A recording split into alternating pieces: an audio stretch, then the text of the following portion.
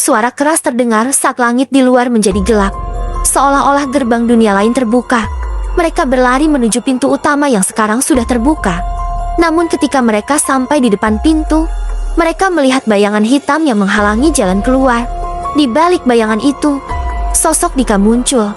Tetapi tubuhnya tidak lagi manusiawi, matanya bercahaya merah, dan ia tersenyum dengan wajah yang mengerikan. Kalian tidak akan bisa keluar. Kalian sudah menjadi bagian dari kami.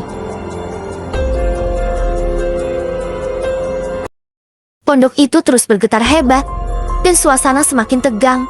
Ardi, Maira, dan Siska berdiri terdiam, merasa seperti dunia di sekitar mereka akan runtuh dalam hitungan detik. Mereka tahu bahwa satu-satunya cara untuk menghentikan ritual ini adalah dengan menghancurkan benda-benda yang digunakan dalam upacara tersebut. Namun, mereka masih harus melawan Dika, yang kini tidak lagi manusia. Dika, yang tubuhnya sudah terdistorsi dan berubah menjadi sosok yang lebih menyeramkan, mendekat.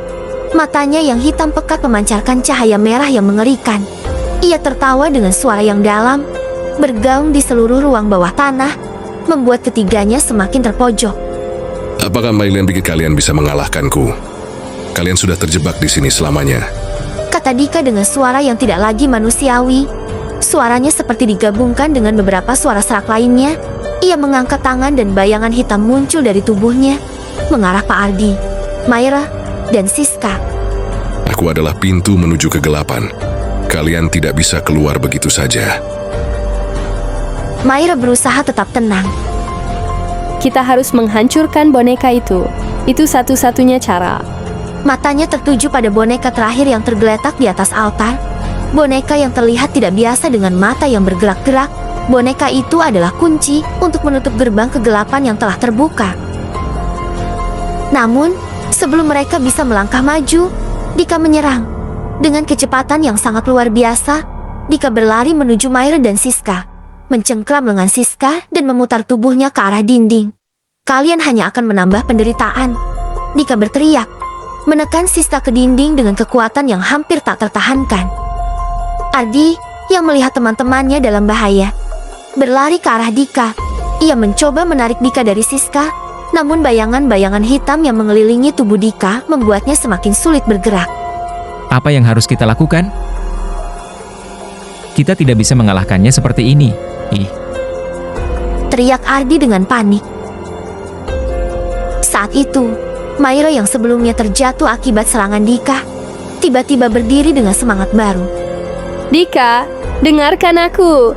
Ini bukan dirimu. Kamu masih bisa diselamatkan. Ia berlari menuju Dika dengan wajah penuh harapan. Namun, Dika hanya tersenyum dengan senyum yang mengerikan.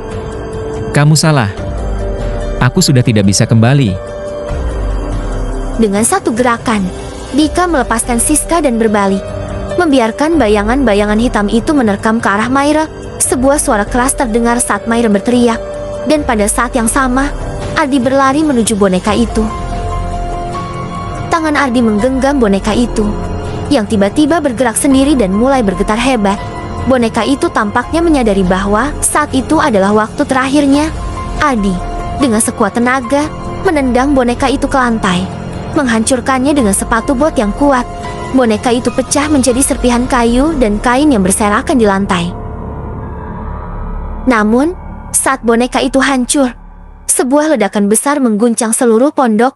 Batu-batu terbang, dinding mulai retak, dan suara teriakan Ningsih terdengar dari kedalaman ruangan. Kalian tidak akan pernah bebas. Kalian tidak bisa mengalahkanku. Suara itu terdengar dari lantai bawah, semakin mendalam, seolah datang dari dunia lain. Segera setelah itu, gerbang gelap yang terbuka mulai menutup. Tetapi Dika, yang kini menjadi bayangan tanpa tubuh, melompat ke arah mereka. Kalian pikir kalian sudah menang? Aku akan menghancurkan kalian semua. Ucap Dika dengan penuh amarah. Ardi memandang Dika yang semakin menghilang dalam bayangannya. Dengan satu dorongan terakhir, Ardi melemparkan batu besar ke arah Dika, yang akhirnya membuatnya terlempar ke dalam kegelapan.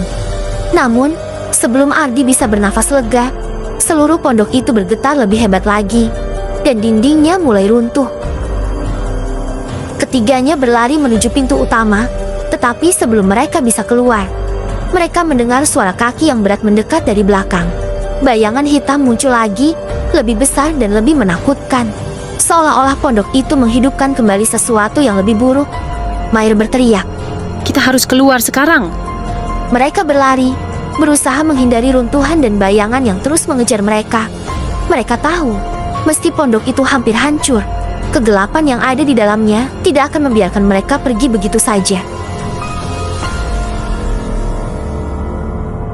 Apa yang sebenarnya terjadi di dalam pondok itu? Apakah mereka benar-benar berhasil menghentikan kegelapan?